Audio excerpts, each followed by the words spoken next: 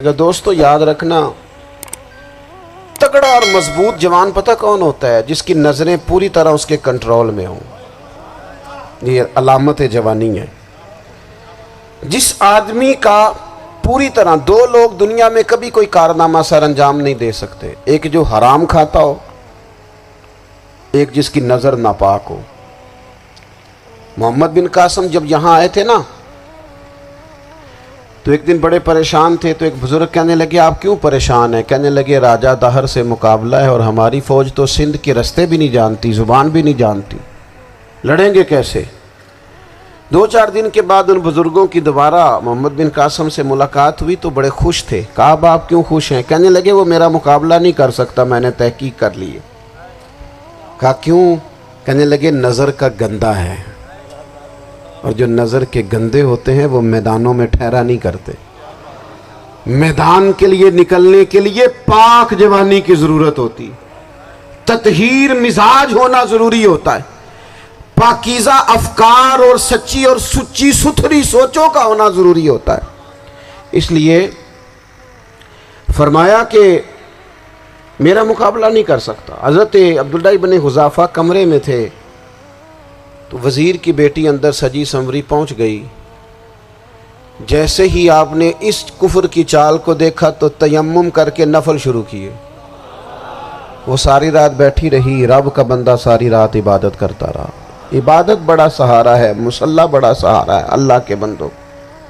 صبح دروازہ کھولا، وزیر نے اپنی بچی سے پوچھنا چاہتا تھا رزلٹ کیا نکلا، تو وہ کہنے لگی پیچھے ہٹ جا، اب تیرا میرا تعلق کوئی نہیں، میں نے نبی پاک کا کلمہ پڑھ لیا۔ اس نے کہا میں نے بھی زمانہ دیکھا ہے، پر یہ کیا لوگ ہیں، کستوری کے بنے ہوئے، سندل سے دھلے ہوئے، کہ میں ساری رات کمرے میں رہی اور 100 اور 1000 آدمی جس جوان کا مقابلہ نہ کر سکے، اتنا طاقتور جوان کمرے میں رہا اور اس نے نظر اٹھا کے نہ دیکھا۔ او کچا رنگ للاری والا جڑا چڑھدا تے لیندا رہندا ہے، اے عشق تیرے دا رنگ محمد چڑھیا پھر نہیں لیندا۔ میں کہا ایک دفعہ نظر اٹھا کے نہیں دیکھا، کمال ہو گئی۔ اتنے بڑے لوگ، اتنی بڑی سعادت مندی، فیروز بختی، معاملہ فہمی حد ہو گئی۔ اللہ اکبر۔ دوستو بادشاہ جب پوری طرح ہار گیا نا، اس نے کہا مار دو۔ تیل گرم کیا ایک کڑاہی میں، اور جب آپ کو اس میں ڈالنے لگے تو آپ کی آنکھوں میں آنسو آ گئے۔ بادشاہ کا خیال ہوا شاید نرم ہو گئے ہیں، کہنے لگا روئے کیوں؟ فرمانے لگے سوچتا ہوں جان ہی ایک ہے، کتنا مزہ ہے اس کی راہ میں جان دینے کا، کتنی لذت ہے اس کے نام پر مرنے میں، کتنا لطف ہے۔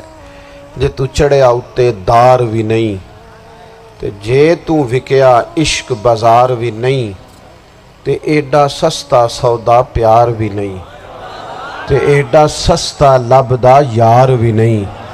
کئی جنگل گانے پیندے نہیں، کئی دوزخ لنگنے پیندے نہیں، جے وہ اس ملوں بھی مل جاوے، ایدوں سستا ہور بپار بھی نہیں۔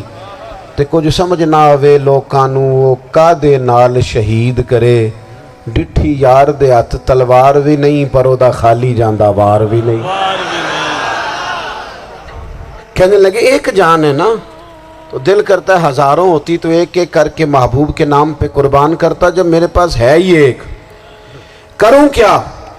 حضرت عبداللہ ابن حذافہ رضی اللہ تعالیٰ عنہ جب روئے اور بادشاہ نے یہ بات سنی، تو بادشاہ اٹھ کے کھڑا ہو گیا، سارے وزیروں مشیروں کو کہنے لگا تم نے کہا تھا نا بندہ ضائع کرنے والا نہیں، یہ بھی ضائع کرنے والا نہیں۔ کہنے لگا میرا ماتھا چومو، تم جیسے لوگوں کو قتل نہیں کرنا چاہیے، آزاد کرنا چاہیے۔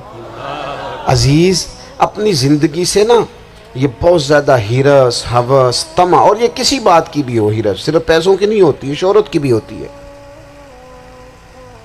یہ بیماری انسان کو اقتدار کی بھی ہوتی ہے، تعریف کی بھی بیماری ہوتی ہے، یہ سارے نقص ہوتے ہیں لوگوں کو، اور معاذ اللہ بعض جبوں کبوں کے اندر بھی ہوتے ہیں، وہاں بھی پنپتے ہیں۔ اپنی زندگی جب تک اس سادگی میں نہیں لاؤ گے جو رسول پاک نے عطا فرمائی ہے،